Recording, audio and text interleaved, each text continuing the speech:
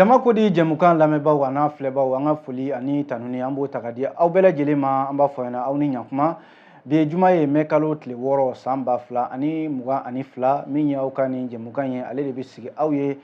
dɔgɔkun laban jumadoyaw fɛ ni wagati mana se bi nɛgɛ kaɲɛ 20 tɛmɛna ni sanga 30 ye o ye kokura ye sabu min ye jamukan ye a bɛ di aw ma laadala nɛgɛ kaɲɛ 20 nka an ye jamukan waatiw falen nɛgɛ kaɲɛ 20 tɛmɛni ni sanga 30 ye o kuma an yera kɛnɛ kan nin de bɛna kɛ jama ko di ale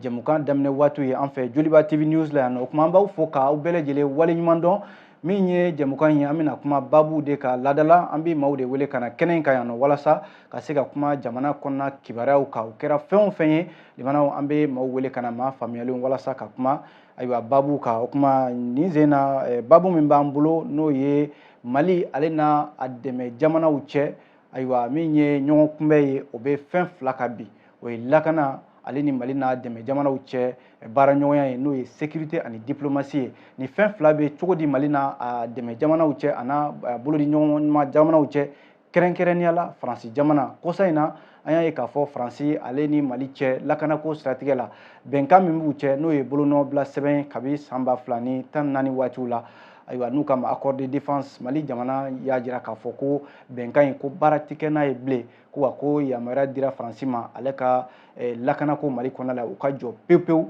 o kuma an ye wele bila maa fila ma olu ka u da don nin babu in na walasa ka se ka ɲɛfɔli caman kɛ maa fɔlɔ ye Abdulaye Fofana ale ye jɛkulu ɲɛmɔgɔ ye association pour l'intérêt du peuple n'o ye jamanadenw ka nafa o bɛ se ka sɔrɔ jɛkulu min kɔnɔna la Abdulaye Fofana i ni ɲankuma. Kɔri baasi t'i la. An bɛ Ala fo kosɛbɛ. Ayiwa i nana wele jaabi a diyara an ye ni folikan b'i bolo.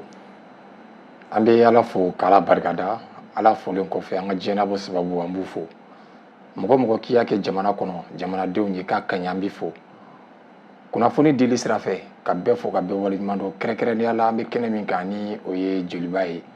Joliba tigi a n'a baarakɛlaw a n'a lamɛnbagaw a n'u dɛmɛbagaw an b'olu bɛɛ fo nin yɔrɔ in na ka foli di bɛɛ ma ka bɛɛ waleɲuman dɔn dakuru ɲɛ kelen Mali cɛ ani muso bɛɛ folen don nin wagati kɔnɔ. Ayiwa o ye foli minɛ maa filanan o ye Amara Sida ye nin kɔni t'a siɲɛ fɔlɔ ye nin kɛnɛ in kan ale ye ɲininikɛla ye sariya dɔnbaa fana don Amara i ni ɲankuma. An ba an bɛ i fo Jalo mɔgɔ mɔgɔ sɔgɔlen bɛ an na n'o ye Joliba TV mɔgɔ mɔgɔ bɛ k'an lajɛ an b'u bɛɛ fo k'u bɛɛ barikada k'a ka baarakɛso k'a bɛɛ fo ka bɛɛ barikada donc voilà. D'accord mɔgɔw b'aw ɲininka ko aw maa fila bɛɛ lajɛlen bɛ fini bilenman na o kɔrɔ ye di. Fini bilenman ye nin ti dɔwɛrɛ ye nin ye opération Espoir tous Fama n'an bɛna lancer le 13 mai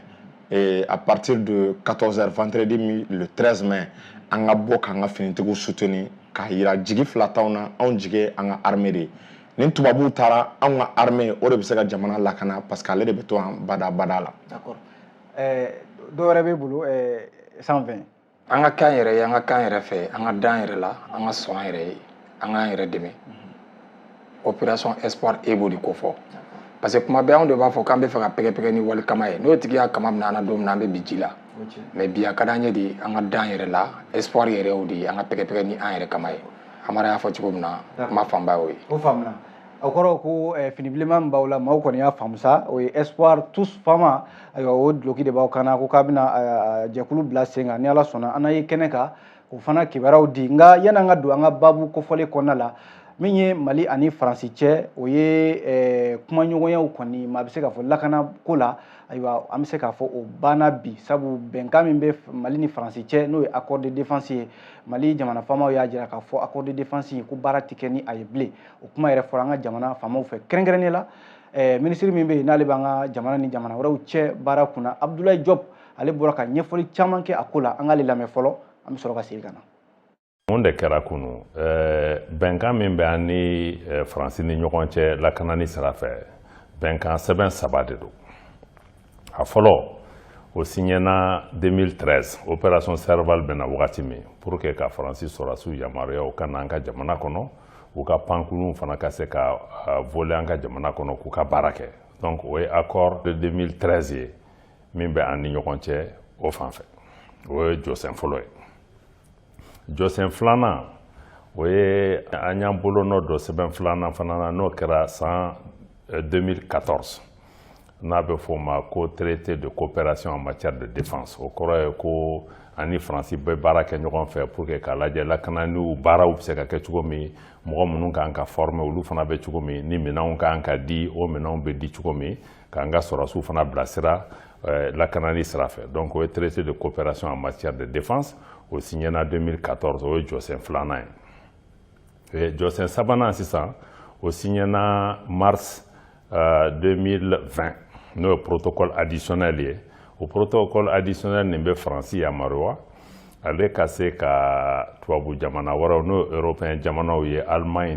ni Pays-Bas ani Estonie ninnu ale ka se ka olu fana wele k'olu kana dɛmɛ baara la o ye jɔsen sabanan ye o de b'an ni Faransi cɛ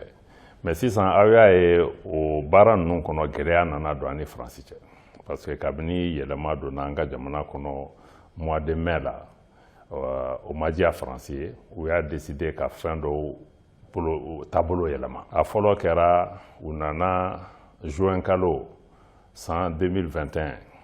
u n'an ka sɔrɔsiw bɛ opération conjointe minnu kɛ n'a fɔra ko Faransi sɔrɔsiw n'an ka sɔrɔsiw olu bɛ taa kɛnɛ kan ɲɔgɔn fɛ u bɛ baaraw kɛ ɲɔgɔn fɛ u bɛ kɛlɛ kɛ ɲɔgɔn fɛ u bɛ terrorisiw kɛlɛ o opération conjointe ninnu wulila dɔrɔn don dɔ la sɔgɔma dɔrɔn ka a fɔ télé la k'olu ye o dabila pour que k'a fɔ ko Mali gouvernement min sigilen bɛ o man di olu ye donc u y'o baara dabila donc e bɛ se ka kɛ mɔgɔ ka jamana kɔnɔ o ka dugukolo kan e kelen bɛ wuli don dɔ dɔrɔn k'a fɔ ko ne ni e tɛ baara kɛ mais n kelen de bɛ baara kɛ o kɔrɔ ye mun de donc o ma diya an ye an y'a yira fana a ma diya parce que aw bɛ yan nɔ bɛnkan sɛbɛn de b'an ni ɲɔgɔn cɛ o de y'a to aw yamaruyara ka kɛ yan donc n'o bɛnkan sɛbɛn bɛ falen f'an ka sigi ka fɔ de kɛ fɔlɔ a tɛ se ka t'i sigi télé la dɔrɔn k'o fɔ an k'an mɛn o la bonya yɛrɛ t'a ko la donc o ye bɛnkan fɔlɔ ye o violé la o sira fɛ o tun ye juin 2021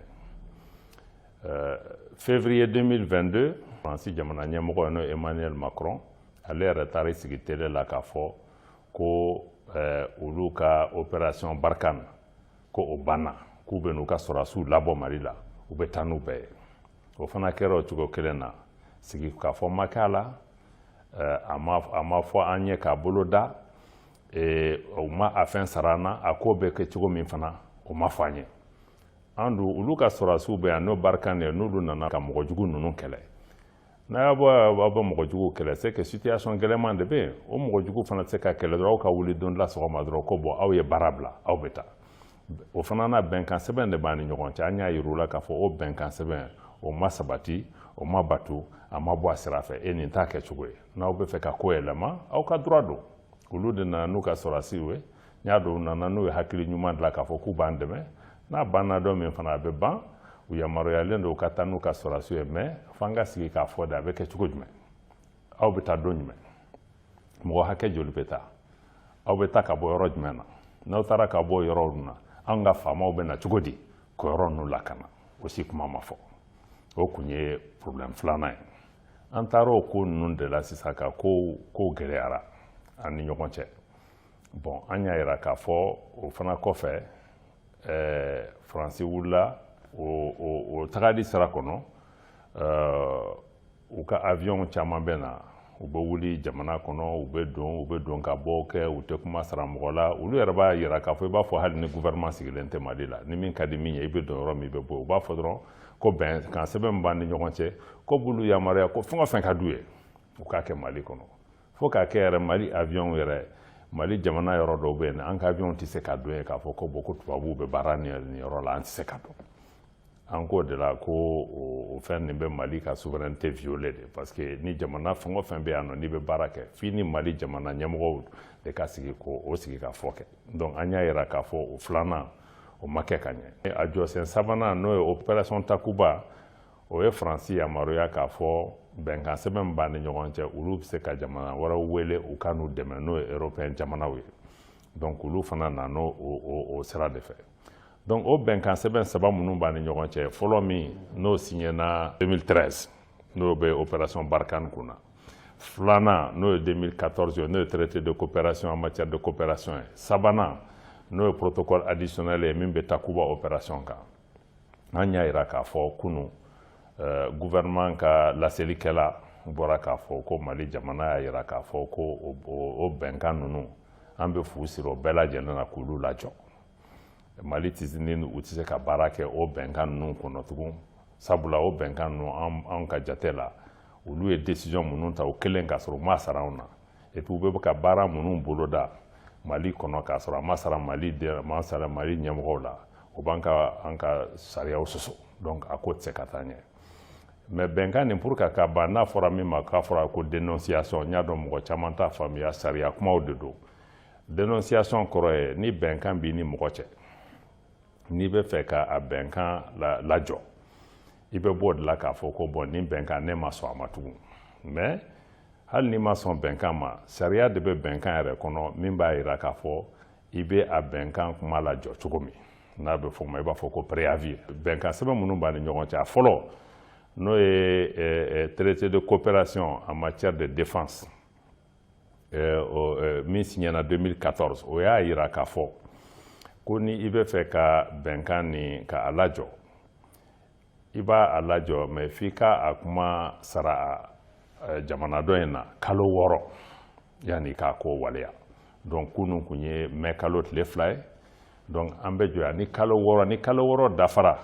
o bɛnkan ni o ko bɛ ban pewu pewu fosi t'a la mais yanni kalo 6 ka dafa Mali ye a kan di kuma fɛn o fɛn kan o bɛ bɔ a sira fɛ fo ka kalo 6 nin dafa o ye fɔlɔ ye. Filanan in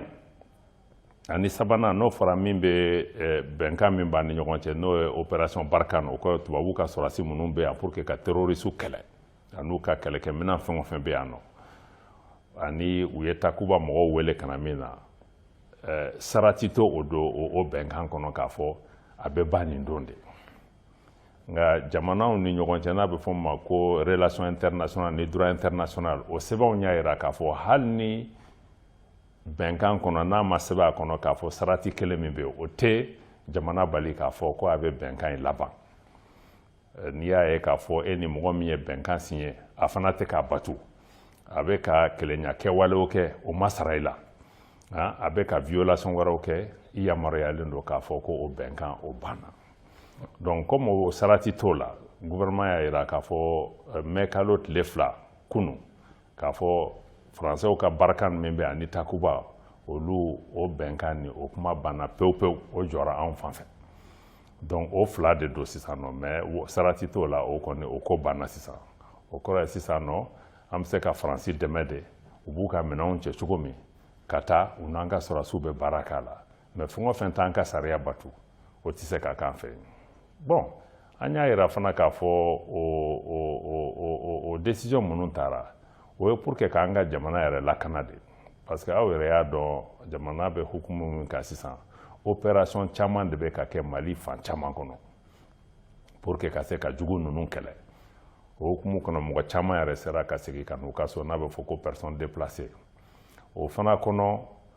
gouvernement ye zone dɔw de dayɛlɛ n'a bɛ fɔ o ma ko zone d'exclusion aérienne o kɔrɔ ye an ka jamana sankolo kɔnɔ yɔrɔ dɔw bɛ yen nɔ k'a fɔ ko an ka Mali sɔrɔdasiw dɔrɔn de bɛ se k'u ka pankuluw lapan o yɔrɔw kɔnɔ parce que an bɛ kɛlɛ de la an bɛ baara de la ni mɔgɔ wɛrɛw nana an bɛ don ɲɔgɔn na a kɛlɛ a bɛ ɲagami donc ni dunanw ka avion ni fɛnw bɛ na gouvernement b'u yamaruya a bɛ couloir dɔ d'u ma u bɛ se ka taa min kɔnɔ donc fo bɛɛ k'o de sabati an ye décision min fana ta an y'a dɔn décision gɛlɛn don mais a bɛ taa Mali ka intérêt de la a bɛ taa Mali ka souveraineté de la Mali ka se ka a yɛrɛ ta mais o fana kɔrɔ tɛ k'an tɛ fɛ an ni mɔgɔ si ka baara kɛ an ka jamana minnu b'an da fɛ jamana wɛrɛ minnu bɛ fɛ ka na ka Mali dɛmɛ n'u b'a kɛ ɲɔgɔn bonya kɔnɔ n'u b'a kɛ k'a fɔ ka Mali niyɔrɔ sigi ka Mali bonya k'a faamuya k'a fɔ Mali ye jamana de ye jamanaba don Mali ye jamana de ye u yɛrɛ ka sɔrɔdasiw b'u bolo u ka ɲɛmɔgɔw b'u bolo n'i bɛ na Mali la n'i bɛ fɛn o fɛn kɛ f'i k'a sara maliyɛnw na i ni maliyɛnw de ka kuma hali ni bɛnkan b'i ni jamana cɛ hali n'i y'a jamana yamaruya a ka fɛn dɔ kɛ fo o jamana nin ka na u ka kuma u fɛ a ka kɛ bonya de kɔnɔ bon n'a bɔra o cadre kɔnɔ k'a fɔ ko jamana min bɛ ka wuli ka taa fan caman ka datugu jamana ɲɛ k'an ka kow bɛɛ gɛlɛya donc i tɛ se ka kɛ an teri ye ka k'an jugu ye en même temps donc o de y'an lase nin yɔrɔ ma an b'a ɲini bɛɛ k'a faamuya ka gouvernement dɛmɛ a ko nin ka se ka kɛ an y'a fɔ a taga cogo min na donc 2014 ni kɔni o bɛ ban o bɛnkan nin bɛ ban yan ni kalo 6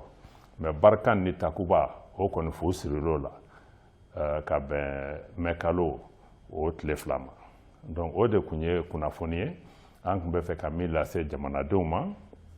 jamana ɲɛma tɔgɔ la ani gouvernement ɲɛma tɔgɔ la ani gouvernement ka laseli la n'o bɔra kunu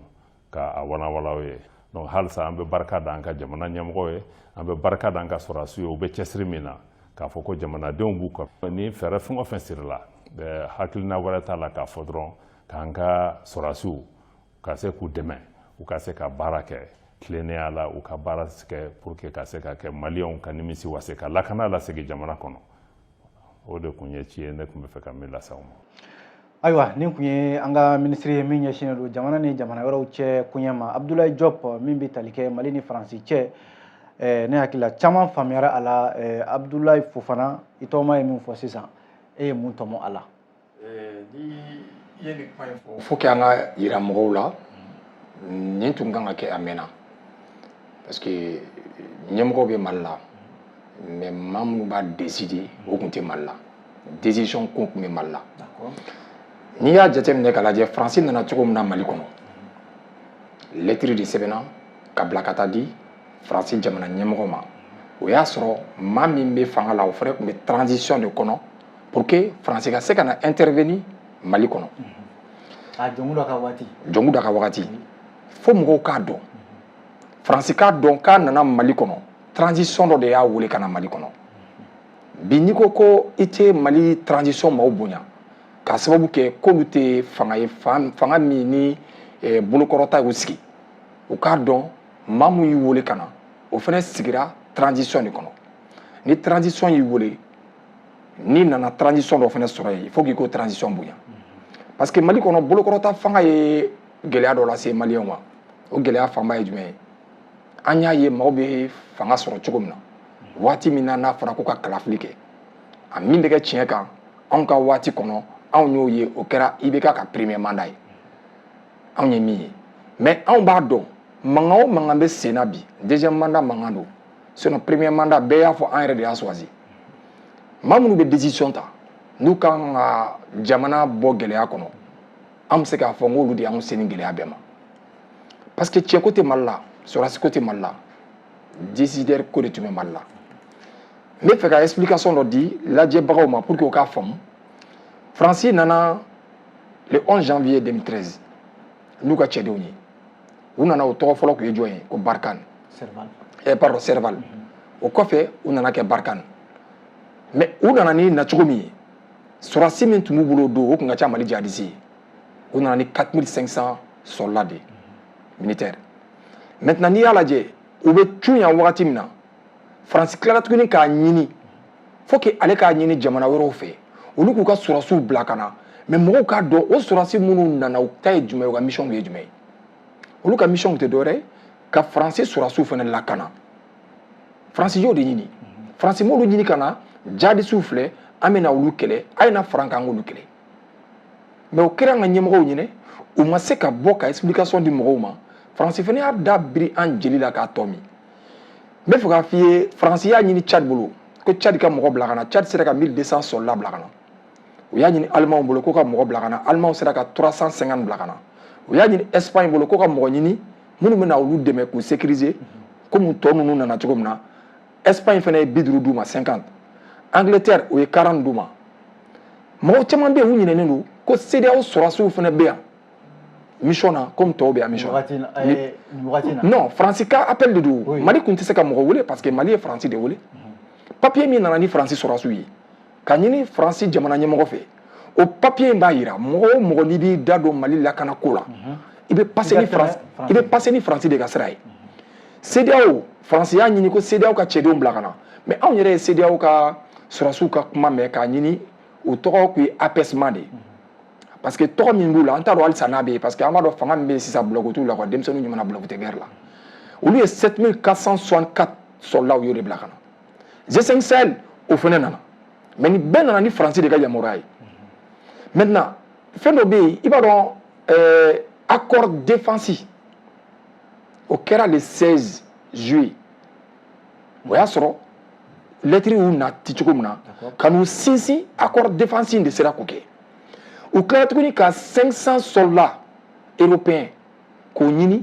pour que ka n'an ka sɔrɔdasiw former Union européenne kɔnɔna la mais anw bɛ k'a ye don o don bɛnkala ɲinina sen dalen bɛnkala k'a tɛ ka ye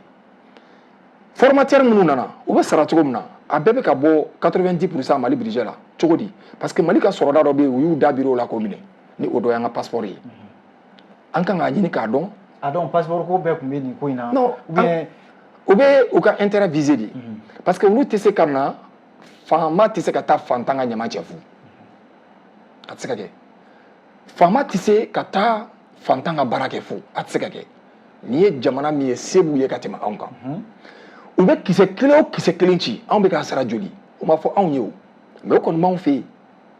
u ka ji min ta u ka dumuni kɛta an kan k'a ɲini k'a dɔn a wari bɛ ka bɔ min a kan ka sɔrɔ cogo di an ka sɔrɔdasiw sisan u bɛ dumuni kɛ f'a tɔ bɛ to n'o de f'i ye kɛlɛkɛla ko tun tɛ Mali la Faransi ka nin mission min nana anw fɛ yan a ma daminɛ anw na o Faransi ye nin mission nin kɛ jamana caman na Faransi échouera o dɔ ye min ye Faransi tun bɛ wagati min na Tchad u ka opération tun ye épervier ye o ma échoué Centrafrique pardon u ka mission tun tɔgɔ ye Sangari Sibi o fana échouera u taara Libye u ka mission tun ye Armada o fana échouera maintenant Côte d'Ivoire ta Lucorine o tun y'o fana échouera maintenant anw ta in dɛ e k'a lajɛ u ye tɔgɔ falen o bɛɛ la o ma se ka passer u nana ni tɔgɔ fɔlɔ min ye Serval Barkhane Takuba mais an ka ɲɛmɔgɔ ninnu fana u ye décision min ta u y'a ta wagati min na a bɛnna a bɛn cogo la parce que sɔɔni dɔrɔn jamanadenw tun b'a ye ko n'u yɛrɛ bɔlen don complice fɛ mais yɔrɔ dɔ bɛ yen faut que n k'o fɔ an balimaw ye minɛn minnu nana Faransi bolo ni minɛn tɛ se ka na ko nin tɛ jihadiste ye quoi o tɛ se ka kɛ quoi parce que Faransi nana ni drone 3 ye drone 3 min. d'accord yanni ka don o yɔrɔ kɔnɔ Amara Sila min ye Abdoulaye Diop ye ale ka kuma bɔra ka fɔ sisan ka fɔ Faransi ni Mali cɛ kɔni accord de défense min na a kuma cayara kosɛbɛ kabi coup d'état kɛra 2012 fo kana bila jamanadenw ma se ka nin accord in ɲɛ dɔn nka bi an bɛ se k'a fɔ a walakara maaw ye caman faamuya la fo jamana ɲɛmɔgɔw y'u kɔdon ni accord in na e bɛ mun faamuya la. Effectivement i n'a fɔ an balimakɛ Abdoulaye Fofana bɔra ka dɔ fɔ an bɛ min faamu ni accord kɔnɔna la c'est que accord in bɛ signé wagati min na o y'a sɔrɔ état tun tɛ Mali kɔnɔ ni n ko état tun tɛ yen i b'a ye k'a fɔ autorité minnu tun bɛ yen u tun ka fanga ka fɛgɛn parce que n'u ka fanga ma fɛgɛn u tun tɛ se ka nin accord sugu ka nin signé an ka na 2012 la n'o opération Serval wagati ye u ni jɛnkulu daminɛna négociation na kojugu lettre de kɛra pour que Faransi bɛ se ka na opération Serval cadre la o lettre kɛlen i b'a ye k'a fɔ Mali ye min demandé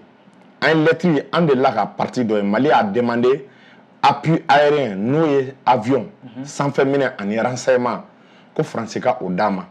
bon i b'a ye mankan cayara tractation cayara Faransi b'a la ko ale tɛ se ka da o dɔrɔn ma ka appui aérien dɔrɔn bila ka na ko kɛlɛ in fanga ka girin o ma donc ko ale bɛ troupe terrestre bila mais o tɛ accord kɔnɔna la donc i b'a ye mankan kɛra donc Mali ka entendement na o kɛra ka kɔn bien avant accord ka signé exactement bien avant accord ka signé donc a tractation mɛnna comme urgence tun bɛ yen u ye min fɔ an ye finalement Mali kɔni ka entendement na Mali ye min signé hali ala ka ɲinɛ an ka premier ministre la Jango Sissoco yanni a bɛ ban a seginna a kan o de ye appui aérien ani renseignement donc o de bɛ lettre kɔnɔna la mais Faransi taara o de interpréter de l'appui aérien au renseignement u nana intervention terrestre kɛ donc o intervention terrestre kɛra opération Serval kun objectif kun ye mun ye stopper la progression des terroristes parce que a fɔra ko terroristes kun b'u kun da Bamakɔ de kan donc u y'u ka progression stopper bon hali n'i y'o cadre juridique ta k'a lajɛ o lettre in normalement ani accord de bɔlen don normalement a kun kan ka taa yira assemblée ɲɛma bon i b'a ye o procédure ninnu olu ma respecté a kɔnɔna la donc a ma yira Faransi ka niveau la a ma yira Mali ka niveau la donc u kun ka base ye ka progression stopper donc an y'an to la sisan u ko ko progression stoppera mais sisan ka taa terroristes ɲini u sigiyɔrɔ de la parce que terroristes kun estimé don à 2000 à 3000 combattants donc o estimation na a dun yira la ko min sara 900 ou bien 1000 terroristes ɲɔgɔn. Donc a tɔ ninnu ko olu bolila ka taa u dogo yɔrɔw la. Donc o kɛra intervention daminɛ la. Donc o de la a yirala k'a fɔ u ye min fɔ an ye ko il faut une opération dans la durée. Opération dɔ ka kɛ min bɛ mɛn pour que mɔgɔ minnu ta u dogo u ka taa olu ɲini f'u dogodogoɲɛw la. Donc u nana ni Barkhane ye en 2014.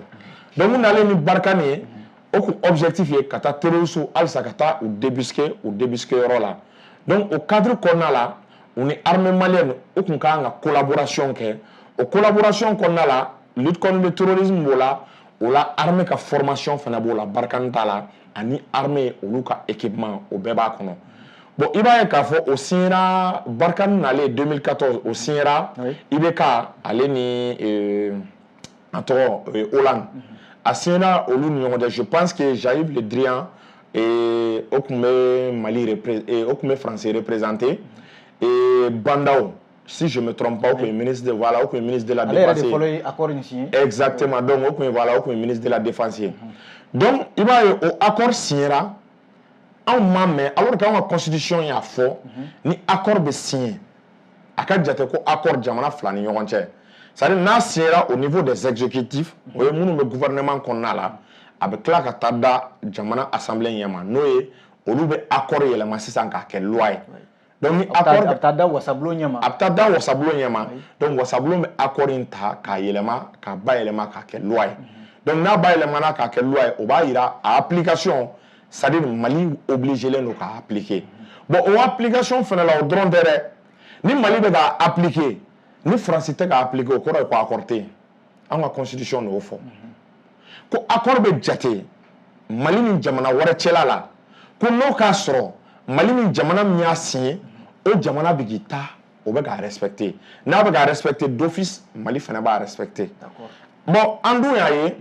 n'i ye Barkhane ta k'a lajɛ i n'a fɔ Abdoulaye Diop bɔra ka min fɔ wagati de kɛra France girinna k'i jɔ ko il arrête la fin des opérations militaires alors que accord dun ye bɛnkan fila jamana fila ni ɲɔgɔn cɛ. Anw dun ka constitution b'a jira k'a fɔ n'i bɛ k'i ta waleya anw fana b'an ta waleya. Aw ye girinna k'a jɔ i m'i sara anw na i ma dan o ma tuguni i ko ko i ka saraso b'u ka minɛn cɛ ka taa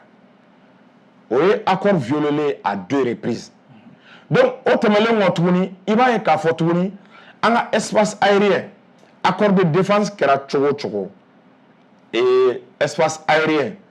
o ye Mali ka souveraineté de accord kɔnɔna la a tɛ se ka fɔ cogo si la n'i y'a ta k'a lajɛ ko Mali tɛ se ka se a ka jamana yɔrɔ dɔ la k'an ka avion tɛ se ka boli an ka jamana niveau dɔ la parce que n'i y'a ta k'a lajɛ an ka constitution ça prône l'intégrité du territoire. Le Mali est un territoire indivisible et maintenant n'a fɔra armée malienne tɛ se ka se Mali territoire yɔrɔ dɔ la o b'a jira k'a fɔ Mali intégrité menacée don par l'accord o yɛrɛ b'a jira k'a fɔ constitution accord in yɛrɛ bɛ constitution mun violé la. Donc i b'a ye k'a fɔ o de la Abdoulaye Diop ninnu u ye nin grief ninnu u ye ninnu soulever. Mieux que ça aussi accord de défense b'an ni France cɛ mais espionnage t'an n'u cɛ. I b'a ye France ka avion u ye Mali ka camp survolé ni hakili b'a la. U ma dan o ma a kuma cayara u taara gosi u ka drone u y'an ka camp filmer u y'an ka sarasow filmer k'u to opération na. Donc i b'a ye k'a fɔ olu o y'an ka souveraineté sɔsɔlen de ye o b'a jira k'a fɔ olu tɛ accord kɔnɔna la France ma an bonya u ma accord respecté. Donc nin grief ninnu n'i ye nin bɛɛ analyser ka nin bɛɛ fara ɲɔgɔn kan nin b'a jira k'a fɔ France tɛ ka accord jate France bɛ k'a lajɛ de ni accord partie min bɛ a arranger France bɛ baara kɛ n'o ye ni min tɛ arranger France tɛ baara kɛ ni o ye. Donc an bɛ bɔ min kalama tuguni de Barkhane yɔrɔ o ye France ni Mali cɛla ye o ye a bɛ f'o ma coopération bilatérale jamana fila ni ɲɔgɔn cɛ an to de coopération bilatérale a taara kɛ multilatérale ye an ɲinɛ ma coopération bɔra ni France cɛla la coopération étendura fo Union européenne bɛɛ la fo ka taa force Takuba. Donc force Takuba i b'a ye k'a fɔ olu fana ka objectif o nana ko ka France ka capacité ka a tɔ renforcer ko force Takuba ye a tɔgɔ bɔtɔ filɛ kɔnɔ k'o ye force spéciale dɔrɔn de ye force spéciale k'olu bɛna ko objectif fila tɛ k'olu la dɛ k'olu bɛna dɔrɔn u bɛ taa Sahel kɔnɔ u bɛ taa terroristes kɛlɛli daminɛ. Bon o force Takuba fana la normalement hali n'i bɛna ni o ye Mali kun y'i ɲɛ ci o kan mais n'i bɛna n'u ye jamana fɛn fɛn bɛ na i b'a to o yɛrɛ kɛ kuma ma mɛn ko yɛrɛ san 2020 exactement donc n'u bɛna Mali ye grief jumɛn poser ko n'u bɛna u k'a to sisan ni jamana min welela k'a kana o jamana ni Mali yɛrɛ k'a ta da ni da à travers le ministère des affaires étrangères donc i bɛna na cogo jumɛn na i bɛna mɔgɔ joli bila ka na i ka objectif bɛ kɛ mun ye donc Mali ma ban France y'i ban o de ma an bɛ bɔ min kalama u ni Danois nana Mali t'a kalama u ni si je me trompe pas u ni contingent wɛrɛ nana Tchèques voilà Mali tɛ nin si kalama donc finalement o b'a jira k'a fɔ accord nafa tɛ a la accord a bɛnkan a tɛ ka respecter donc Mali y'a ye France tɛ ka ale bonya accord in kɔnɔna la donc Mali y'a demandé ko accord de défense n'i y'a ye bonya tɛ ka kɛ ko la an k'a lajɛ an ka a réviser o dun ne diɲɛ accord fɛn fɛn ta k'a lajɛ i bɛ taa clause dɔ sɔrɔ a kɔnɔ n'o ye clause de révision o ye diyagoya ye quoi n'i y'a mɛn accord bɛnkan ni ɲɔgɔn cɛ a kɛra cogo o cogo ban wagati bɛ o bɛnkan na ou bien ban cogo bɛ o bɛnkan na donc accord de défense mun b'an ni Mali cɛ n'i y'a ta k'a lajɛ a article 26 a alinéa 4 a y'a jira k'a fɔ ko jamana kelen o kelen bɛɛ bɛ se k'i sen bɔ accord in kɔnɔna la mais n'i b'i sen bɔ a la i b'i ka partenaire aviser 6 mois à l'avance k'e bɛ fɛ k'i retirer ka bɔ accord kɔnɔna la donc anw ka procédure n'an y'o enclenché an ma sariya sɔsɔ o an ma sariya sɔsɔ en même temps tun ye lettre ci France ma ni hakili b'a la ko ka accord réviser mais jaabi ma di a ko la exactement Mali kun ye accord ci France ma a bɛ kalo 4 bɔ k'a ka condition poser ko ka accord réviser France mɛnna France ma Mali jaabi France bɛ mun de kɛ ka Mali jaabi u b'u kanto ko non ko Mali k'a to k'olu bɛ expert dɔw yɛrɛ chargé ko min bɛ accord réviser Mali y'a jira anw ma accord signé an ni expert cɛla la o anw ye accord signé anw ni e de cɛla la n'a bɛ réviser e ni anw de bɛ sigi ou bien bɛɛ b'i ka proposition anw y'an ka proposition kɛ ka t'i kama i fana b'i ka proposition bila ka na ne bolo baara bɛ kɛ ten donc u ma an jaabi o la o de la Mali fana y'a décider sisan i n'a fɔ accord yɛrɛ a jira la stipulé la cogo min na ko n'i bɛ fɛ ka bɔ a kɔnɔ i ka kan ka bɔ a kɔnɔ ni cogo min ye donc notamment o tɛ dɔwɛrɛ ye i k'i sara i ka partenaire la kalo 6 ne bɛ fɛ ka bɔ nin accord kɔnɔna la an y'an sara France la kalo 6 an bɛ fɛ ka bɔ nin accord kɔnɔna la d'autant plus que e yɛrɛ ko ko Barkhane ka opération banna e yɛrɛ ko ko force Takuba b'u retirer an cadre jumɛn bɛ tuguni anw ni e ka collaborer o accord kɔnɔ ça n'a plus de cadre juridique o faamuna Abdoulaye Fofana nin bɛɛ kɛlen kɔfɛ France halisa u bɛ ka a laɲini kɛ ko Mali bɛ ka olu fana ka sariya sɔsɔ k'u bɛ sariya sɔsɔ kɔnɔ n'o ye accord ko in ye halisa France ma sɔn halisa k'a fɔ ko accord in a bolonɔ bilala ko Mali bɛ se k'i sen bɔ a la nin cogoya la a kɔni ma bɛn u ma an y'o mɛn u ka jamana ɲɛmɔgɔw da ko a bɛ se ka kɛ Mali de bɛ ka bingani kɛ ni accord in kan e bɛ k'o faamuya cogo di bon n bɛ mun f'i ye o yɔrɔ la a bɛ France kunna France hakili la France politique hakili la Mali y'a bolokɔnɔfɛn de ye min ka d'a ye a b'a kɛ Mali la a man ka ɲininka wa a man ka sɔsɔ bi sisan i ye kuma min fɔ France nana baara min kɛ Mali la France tɛ se ka nin kɛ jamana foyi la k'a jamanadenw yɛrɛ tɛ wuli k'u ka hakɛ ɲini bi anw yɛrɛ damaw bɛ ka fɔ ɲɔgɔn kɔ France ka baara de don parce que France bɛ ka nin yɔrɔ de ɲini f'anw k'a dɔn France bɛ ka kɛlɛ o kɛlɛ kɛ France bɛ ka kulo o kulo kɛ France bɛ ka poursuite o poursuite kɛ France bɛ k'a ta de ɲini ni France y'a ta ɲini anw fana kan ka mun de kɛ sisan an fana k'an ta ɲini mais est ce que nin yɔrɔ la jiginna tɛ Mali fana marabagaw la yɔrɔ dɔ la parce que n'an fɔra k'anw ye mɔgɔw wele ka na an bɛ mɔgɔw wele ka na an tɛ se ka fɛn fɔ jamanadenw i n'a fɔ Amara Sila y'a fɔ cogo min na a ko a waati sɛbɛn cira mais an y'a ye 2014 coopération militaire a signé ni France cɛ a ma taa assemblée la kuma ma k'a kan foyi est ce que jiginna fana t'anw ka faamaw la yɔrɔ dɔ la bon maintenant ne bɛna kuma dɔ f'i ye yɔrɔ dɔ bɛ yen souvent ne tɛ jigin faamaw la koyi ne bɛna jigin an jamanadenw de la parce que anw ka hakɛ anw k'a dɔn Mali article 22 de y'a fɔ jamanaden ka wuli ka taa jamana ka hakɛ ɲini mais souvent Mali faamaw n'u m'a kɛ an jamanadenw an kan ka mun kɛ an b'a kɛ jamana m'anw ci an ka nin kuma fɔ jamana t'anw ci yɛrɛ an ka nin fɔ fo anw k'a dɔn anw ka jamana Mali a fila t'an bolo kelen de don n'an ma wuli bi k'an ka jamana ka hakɛ ɲini Zan ko tɛ Paul ko tɛ karisa ko tɛ e tɛ ne tɛ an k'an sen bɔ denwolo la an k'an sen bɔ sojɔ la an k'an sen bɔ c'est comme ko bɛ yen k'an b'a labɛn ka bila dɔ wɛrɛ la an k'an sen bɔ a la France filɛ ka baara min kɛ u y'a papier sɔrɔ ɲɛmɔgɔ minnu tigɛ kɔnɔ Mali ɲɛmɔgɔ minnu tigɛ kɔnɔ u bɛ se lancer la a caman bɛ yen halisa o mais munna u tɛ ka kuma mais u k'a dɔn an bɔra minnu na. I n'a fɔ ɲɛmɔgɔ jumɛn? I n'a fɔ ɲɛmɔgɔ jumɛn o ɲɛmɔgɔ fɔlɔ ye Jɔnkuda ye. Normalement ni mɔgɔ bɛ kuma bi ni mɔgɔ kan ka réagir bi nin ko in na mɔgɔ si man ka kuma ni Jɔnkuda tɛ mais anw bɛ an yɛrɛ ɲininka quoi kuma dɔw la an t'a dɔn Mali bɛ ka kɛ jamana de ye jamana min kuma dɔw la ni i ma karisa tɔgɔ fɔ ou bien ma taa karisa forcer ou bien n'a ma wuli ka ɲininka a na se ka kuma ten. Bon ne ye kuma min f'i ye kuma daminɛ la o de don quoi kuma dɔw bɛ yen a tɛ sara i la koyi kuma saba bɛ diɲɛ kɔnɔ a tɛ sara mɔgɔ la i tɔgɔla kuma i tulo b'a la nin kuma in ne tɔgɔ b'a la i b'i da don a la pour que k'a lajɛ a bɛ dilan cogo min na ni m'i da don a la n'a tiɲɛna a ko b'i dun ko min b'i kun kan ko min bɛ ka na o tɛ sara i la dɛ n'i y'o ko natɔ ye i b'i da don a la ni m'i da don a la n'o ko nana o b'i dun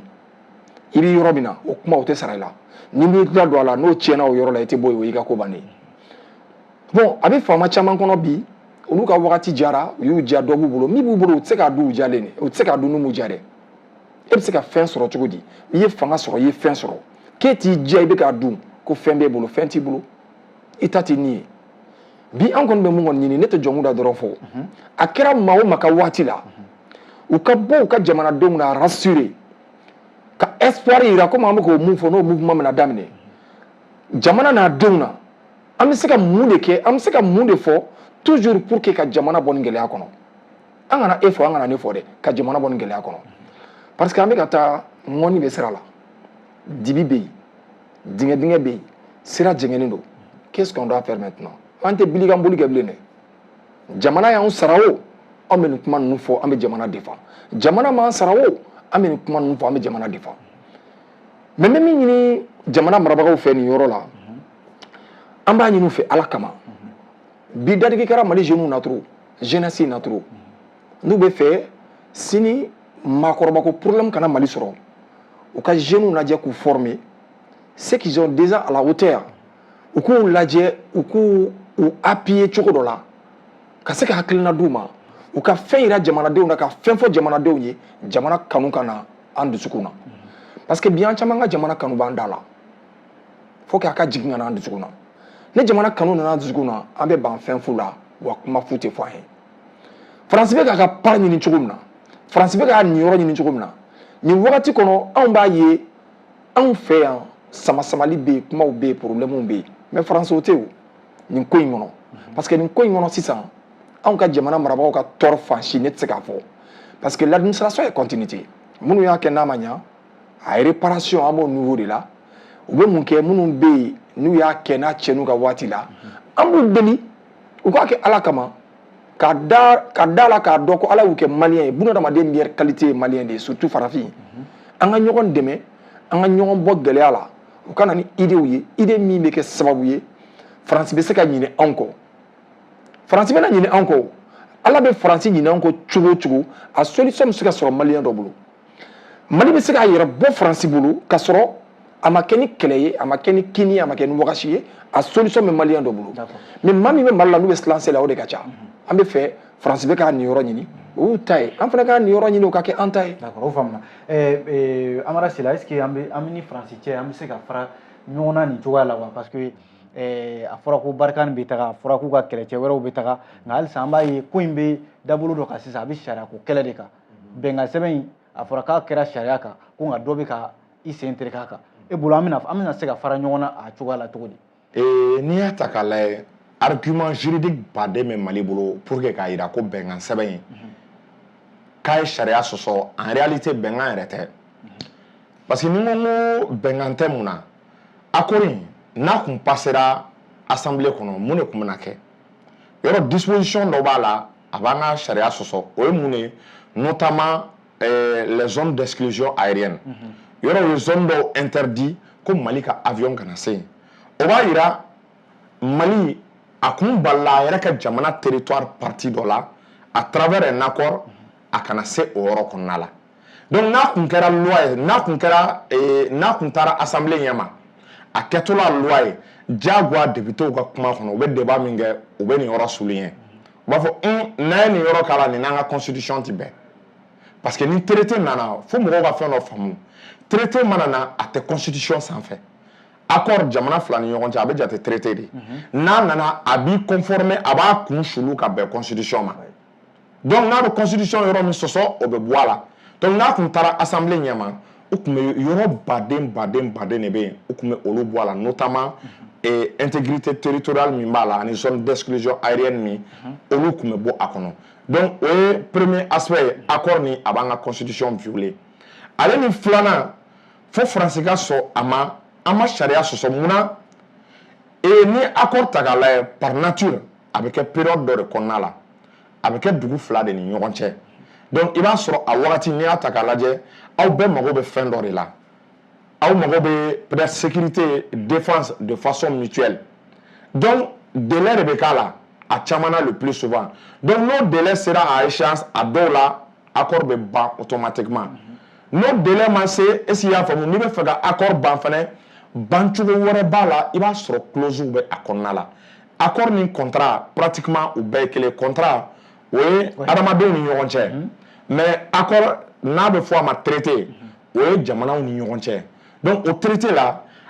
diɲɛ traité o traité bɛ yen n'i y'a ta k'a lajɛ fɛn dɔ bɛ a kɔnɔna la n'i bɛ fɛ ka bɔ a traité kɔnɔna la n'i bɛ fɛ k'i yɛrɛ ta i bɛ fɛ k'i yɛrɛ sama ka bɔ a kɔnɔna la e m'a ye u bɛ convention de Vienne fɔ est-ce qu'il y'a faamu sur le droit des traités traité kan ka régi cogo minnu na bɛnkan kan ka kɛ jamanaw ni ɲɔgɔn cɛ cogo min na mais n'a b'o traité yɛrɛ kɔnɔ ko à tout moment ni fɛn dɔ m'i diya i bɛ se k'i yɛrɛ sama ka bɔ a kɔnɔ i n'a fɔ clause de révision o bɛ a kɔnɔna la partie dɔ m'i diya ou bien e ni ne an bɛ bɛnkan dɔ kɛ an bɛ se niveau dɔ ma ne b'a ye bɛnkan in partie dɔ bɛ yen a tɛ ne arranger mais n b'a demander yɛlɛma ka don a la modification ka don a la fo mɔgɔw ka fɛn dɔ dɔn diɲɛ texte foyi tɛ yen min b'i ko kuranɛ kolo k'a ti yɛlɛma donc o yɛlɛma n'anw y'o demander ni an m'o sɔrɔ jagoya an m'an sama ka bɔ a la parce que a ɲɛ b'a la u ko ko ayiwa a yɛlɛmani ko anw de bɛ ka gɛlɛya don a la e ɲɛ b'a la nin ko bɛ taa laban cogo di est-ce que nin tɛna kɛ gɛlɛya wɛrɛ ye Mali finitigiw ni Faransi finitigiw cɛ minnu bɛ Mali la yan n'u ka minɛnw cɛli ma ban fɔlɔ effectivement i bɔra ka nin yɔrɔ min fɔ a risque bɛ yen nin risque bɛ se ka taa wolo gɛlɛya la fo ka don finitigiw ni ɲɔgɔn cɛ parce que Faransi bɛ ka accord interpréter cogo min na an bɛ k'an mɛn u da ko anw ka nin transition yɛrɛ ko légitimité tɛ olu bolo c'est-à-dire ko olu mana c'est comme démocratie ma u lana ko olu ye accord signé ni président min ni démocratie kɛra sababu ye ni malidenw ye votera u ye ka kala ta u ye donc ko o président sugu ko de bɛ se ka nin accord sugu bɔrɔtɔ donc ko anw ka nin autorité minnu bɛ yen ko démocratie vote ma kɛ olu ye u nana ni marifa daburu de ye donc u bɛ ka u baser o argumentaire kan donc mɔgɔ min bɛ k'i baser o argumentaire kan o b'a jira k'a fɔ tagali ko tɛ o tigilamɔgɔ kɔnɔ donc ni tagali ko tɛ a kɔnɔ Mali dun y'a jira sisan k'a fɔ ko accord foyi tɛ an ni Faransi cɛ a dénoncélen k'a fɔ kɔrɔba de bɛ a la n'a jirala sisan ko accord t'an ni Faransi cɛ o bɛ mun de jira o b'a jira ni Faransi donna an ka espace aérien kɔnɔ le Mali a maintenant l'autorisation d'abattre les avions français autorisation bɛ Mali bolo bi hali n'i ye Faransi avion kelen o kelen Mali la yan exactement Mali armée bɛ se k'u bombarder a bɛ se k'u bombarder ou bien i ka Faransi ka mobiliw ye k'u bɛ ka terroristes gɛn Mali bɛ se k'u considérer i n'a fɔ k'u yɛrɛ ye terroristes ye parce que cadre juridique cadre légal foyi tɛ yen o bɛ se ka opérer cogo min kɔnɔna la donc ni Faransi ma sɔn u bɛ avion ka Mali territoire survolé imagine n'anw ka avion aba n'u ko k'u bɛ riposte kɛ yɔrɔ a bɛ na ni confrontation ye i n'a fɔ a cas dɔ delila ka kɛ notamment en Côte d'Ivoire est-ce que c'est pas en 2002 a wagati u ka muso in bɛ Michel Alliot Marie Ivoirien ninnu y'u ka coopération dénoncé Ivoire pilote dɔw taara Faransi ka yɔrɔ dɔw bombarder a wagati u ye ordre di ko ka Ivoire ka aviation fana bombarder donc a cas kɛra donc nin risque bɛ yen donc o de la actuellement peuple malien kan ka mun kɛ avec les autorités maliennes u ka a demander surtout ka Faransi convoquer Nations Unies na donc ka yiru la est-ce que Russie yɛrɛ m'o baara kɛ ka ban parce que voilà n'a ye dɔgɔkun laban in na Russie y'a ɲini ko conseil de sécurité ka sigi a ko la joona parce que Mali y'a décidé k'a fɔ ko accord de défense ko Mali ko k'a t'a la bilen donc a bɛ n'a fɔ kuma bɛ ka k'a ko la yen nɔ ka ban exactement c'est comme an bɛ ka nin min fɔ sisan Russie y'a ye quoi a confrontation c'est réel donc u ka taa a kuma ka fɔ ONU na ONU ye charia jamana de ye parce que a yira la ni jamanaw ka problème ni problème donna jamanaw ni ɲɔgɔn cɛ ko ONU de ka a régler charte des nations unies bɛ o de fɔ donc accord bɛ jamana fila ni ɲɔgɔn cɛ kelen ko k'a sen tɛ accord la ko ka accord ban kelen na ko non ko accord tɛ se ka ban yanni kɛlɛ ka na anw bɛ taa an kangaramada ka taa an ka sarangali kɛ ONU na accord banna an ni Faransi cɛ n'u y'u tugu u ka avion ka na an ka sankolo la ou bien k'u bɛ opération kɛ ni min ye u sɔrɔ u yɛrɛ a laɲini parce que cadre foyi t'u bolo ka intervenir. D'accord, o faamuna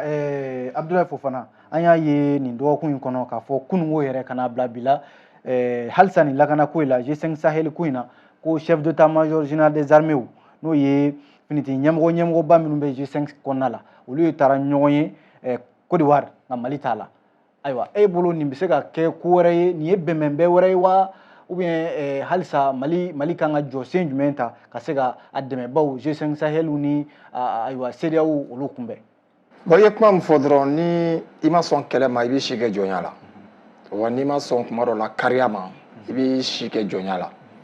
a tɛ se ka fɔ bilen ko G5 Sahel parce que ni Mali t'a kɔnɔ on ne dit pas G5 Sahel. Non, parce que olu tɛ se ka taa mɔgɔ wɛrɛ bila anw place la ka kuma anw place la je pense que u y'a kɛ a bɛ siɲɛ damadɔ bɔ mais bi n bɛ fɛ ka min fɔ toujours maliden bɛɛ k'i yɛrɛ ye comme i bɛna kɛ sɔrɔsi ye don min na n'a fɔra ko bɛɛ ye sɔrɔsi ye a kana mɔgɔ si dabali ban kɛlɛ nana diɲɛ jamana o jamana la a kɔfɛ a jamana caman bɛ yen maa si ma ɲɛdɔn n'a k'u la bilen n'i y'a ye anw kungo bɛ da lɛfɛ kɔnɔ n'an tɛ Algérie n'an tɛ Ghana n'an tɛ Togo n'an tɛ Abidjan anw kungo de bɛ lɛfɛ kɔnɔ yɔrɔ dɔw bɛ yen an yɛrɛ nɔ ye Mali sɔrɔdasiw bɔra Mali kɔnɔ yan a bɛ wagati jan bɔ u bɛ taa mission na jamana wɛrɛw la u bɛɛ ni kunnawolo de bɛ segin i b'a ye an bɛ se k'a fɔ o bɛ kɛ héros ye mais ɲɛdɔnna min bɛ ka kɛ an na k'an kungo bɛ taa pardon ka taa jamana wɛrɛw la ka taa discuter maliyɛnw k'a faamuya o yɔrɔnin an b'o fɔ so fininɔgɔ ko yɔrɔ ye so ye quoi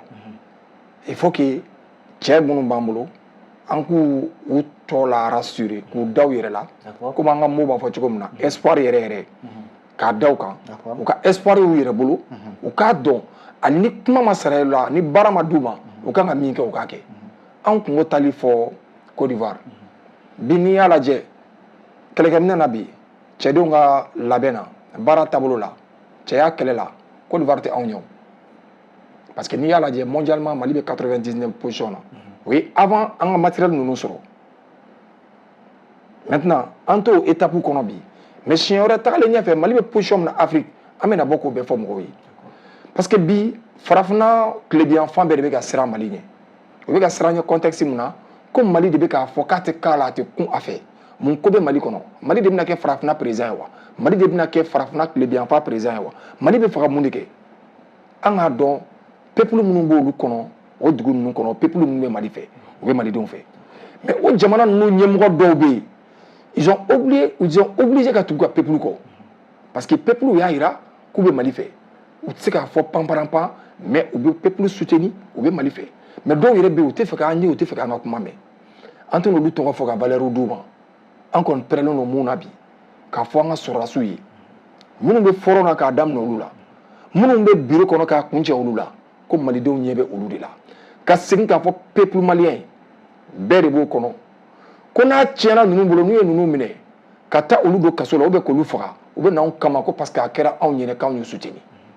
kungo in y'an ka ko de ye an k'a essayer k'an yɛrɛ jalami anw kungo talen fɔ yɔrɔ wɛrɛ o y'u ta de ye u bɛ k'u t'u kungo de fɔ ye anw kungo n'a bɛ taa fɔ yɔrɔ wɛrɛ ni bonya ye o de y'anw ta ye n bɛ bɔ kuma kɔnɔ o yɔrɔ la.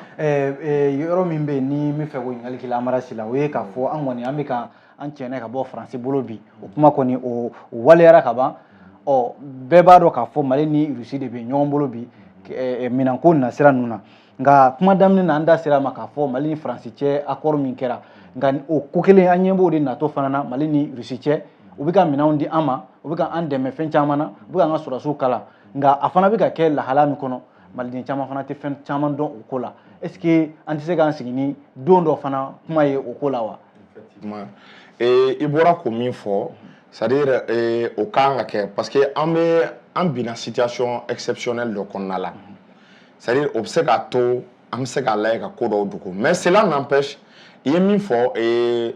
CNT délégation dɔ olu ni an ka autorités bɛ se ka ɲɔgɔn ye voilà notamment le ministère des affaires étrangères ou bien la défense u bɛ accord contenu fɔ a mɔgɔ damadɔ ye donc olu bɛ kɛ jamana ka représentants ye donc olu bɛ bɔ a kalama parce que n'i y'a ta k'a lajɛ u bɛ ka la France essaye d'isoler le Mali a bɛ ka Mali isoler u bɛ ka diɲɛ mɔgɔ su ka bila an na donc an b'o cadre min kɔnɔna la anw n'olu ka accord bannen diyagoya ma an bolo di Russie ma an ye accord fɔlɔ minnu y'an ni Russie cɛla la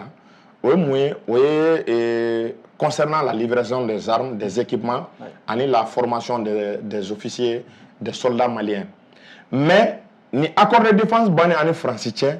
nin bɛ se ka sira di accord wɛrɛ ma n'o ye l'installation des bases russes est-ce que vous voyez dans le Mali i n'a fɔ France tun bɛ cogo min na an ye coopération ma ni Russie cɛ mais an tun ma installation mɛn bon ne b'a dɔn n'i ye jeu diplomatique ta k'a lajɛ Russie tɛ se ka i ka base installer Mali kɔnɔ ka France ka base to a ka gɛlɛn quoi donc France ka nin départ nin b'a yira ne ka faamu na a bɛ se ka annoncer l'arrivée prochainement de voir l'installation vraiment des bases russes au Mali parce que an kana ɲɔgɔn nɛgɛ o base russes o de fana bɛna Mali ka sécurité tɔ garantie mais o fana bɛ kɛ ten wa kuma la ten non a bɛ kɛ jamanadenw bɛ bɔ a kalama u bɛ wasadenw bɔ a kalama an ɲɛ t'o waleya la bi an kɔni b'a ye an ka ministres bɛ taa Russie an ka ministère de la défense bɛ taa yen o ɲɔgɔn ye kumaw bɛ kɛ nka k'a fɔ base juridique dɔ de bɛna sigi ou bien a kuma bɛ ka fɔ CNT de bɛ ka u bɛna loi voter an ɲɛ t'o kɔni sira la fɔlɔ. c'est vrai i ye min fɔ nin yɔrɔ la ni CNT fana bɛ interpeller nin yɔrɔ la o bɛ se k'a kɛ nin tɛ kɛ séance publique ye tuguni quoi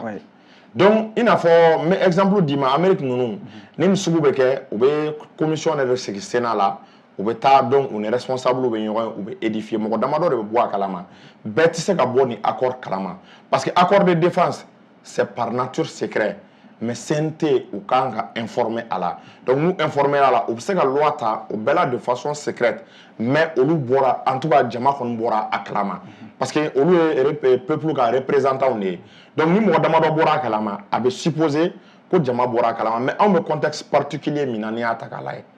ani 2014 contexte tɛ kelen ye parce que CNT min filɛ nin ye n'i y'a ta k'a lajɛ a mɔgɔ fanba u élu ou disons u nommera de u ma élu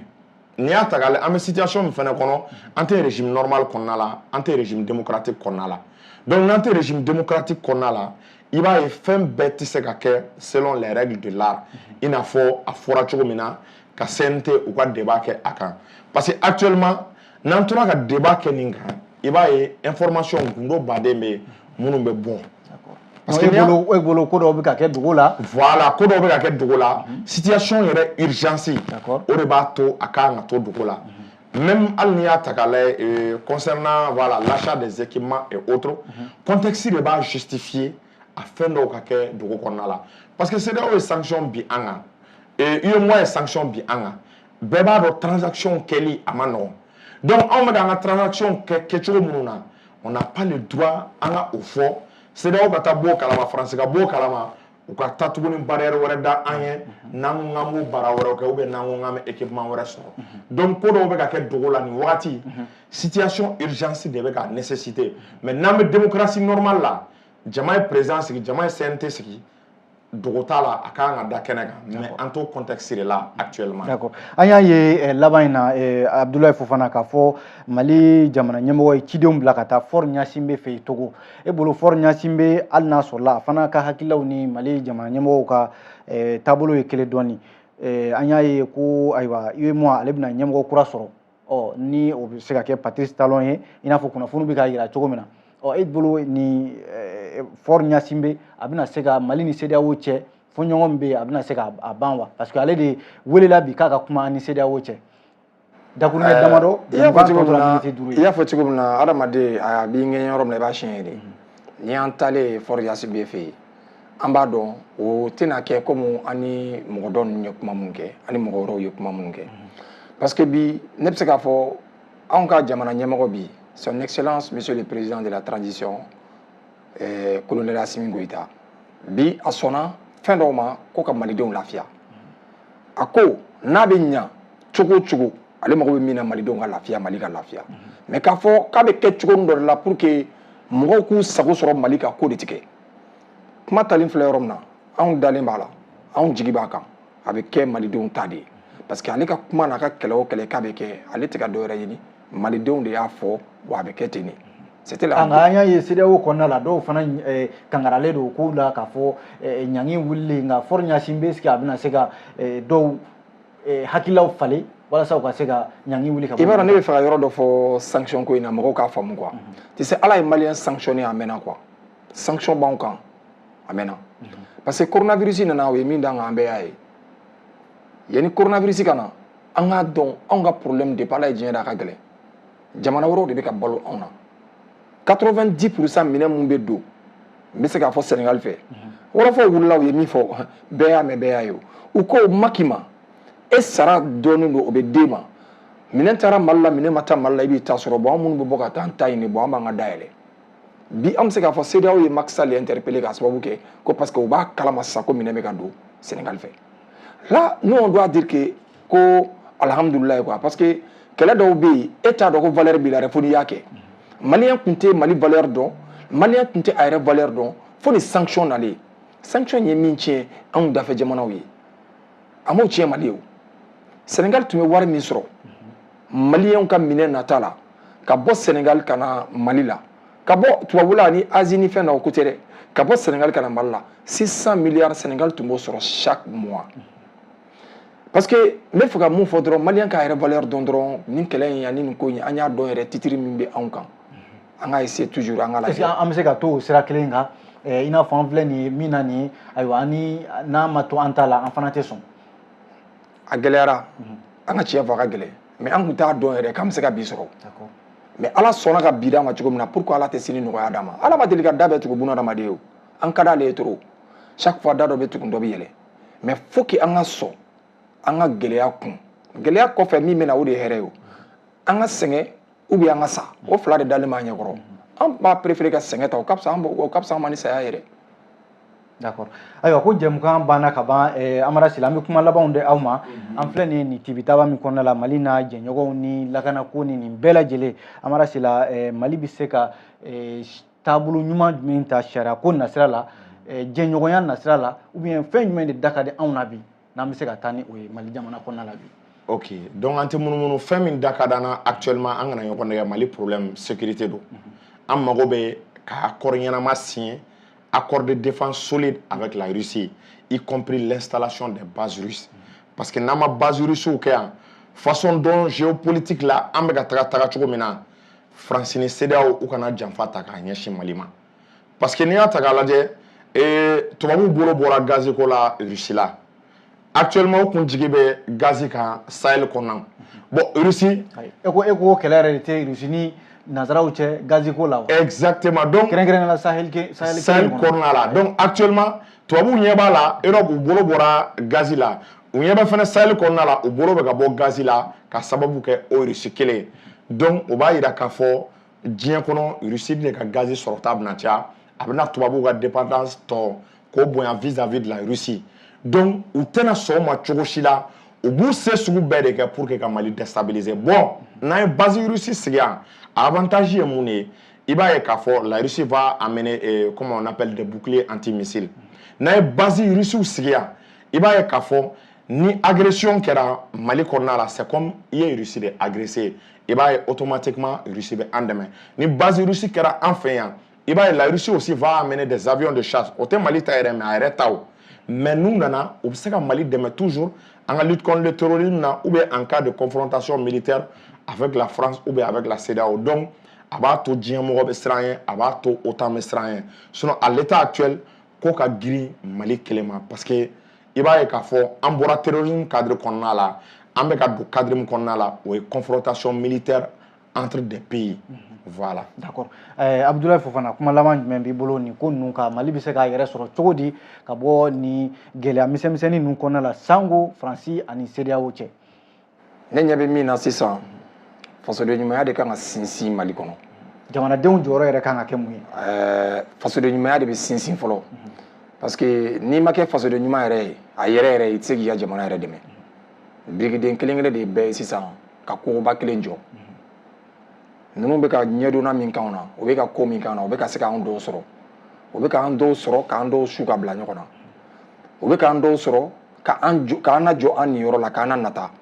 o bɛ k'an dɔw sɔrɔ ka proposition kɛ an ye k'a fɔ an ye ko an ka da la ko sini tɛ Mali ye sini tɛ farafinna ye ni fasoden ɲumanya nana hakili la an bɛ ye cogo jumɛn an bɛ ye position jumɛn na an bɛ ye an ka jamana tɔnkɔrɔ jamana mara n'a dir'i ma ka jɔ i kɛrɛfɛ k'i k'i gɛlɛya kana tiɲɛ bolo ka kangari da ye ka tila k'i tɔpɔtɔ e m'a ye an y'o de fɔ an ka opération E kɔnɔ ni o lancement bɛna kɛ le 13 ni Ala sɔnna a bɛ bɛn jumadon ma 14h wagati place de l'Indépendance la an bɛ fɛ ka min fɔ maliden bɛɛ ye bɛɛ k'i yɛrɛ ye bi fa kelen ba kelen de y'a la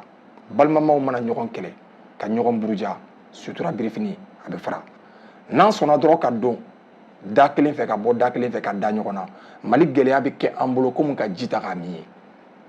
an ka da ɲɔgɔn na an ka sɔn ɲɔgɔn ye ne k'e bonya e ka ne bonya an ka hinɛ ɲɔgɔn na dɔrɔn jamana bɛ jɔ. D'accord, o faamuna. Abdoulaye Fofana an b'i fo k'i waleɲuman dɔn e ye association pour l'intérêt du peuple n'o ye jamanadenw bɛ se k'u ka nafa sɔrɔ jɛkulu min kɔnɔna la AIP e y'o ɲɛmɔgɔ ye Amara Sila ale ye ɲininikɛla ye min ye sariya dɔnba fana don ale fana tun ka kɛnɛ kan an kun bɛ ka kuma babu min kan o ye Mali n'a cɛ jamanaw ani baaraɲɔgɔnya min bɛ Mali ni jamana wɛrɛw cɛ lakanako siratigɛ ninnu na an kun bɛ ka kuma o de kan sanko kɔsa in na Mali ni Faransi bɛnkan sɛbɛn min tun bɛ yen kabi san 2014 fo ka se bi la Mali y'a jira k'a fɔ k'a ye ko don bɛnkan sɛbɛn in na an kun bɛ ka kuma o de kan walasa ka se ka faamuya di jamanadenw ma o tuma an b'aw fo k'aw waleɲuman dɔn jama ko di tako 45 ni kun ye o ye a bɛ dansigi k'a la nin waati in na Lamini Kulubali Vincent fo ka taa se Ture ma olu bolo tun bɛ nɛgɛ karafe la ka ja yira u la radio fan fɛ Musa Sanogo ne yɛrɛ tɔgɔ ye Amadu Jalo ni Ala sɔnna jɛmukan wɛrɛ an n'o sigi aw ye dɔgɔkun wɛrɛ yanni o cɛ an b'a fɔ a k'an bɛn diɲɛ waati wɛrɛ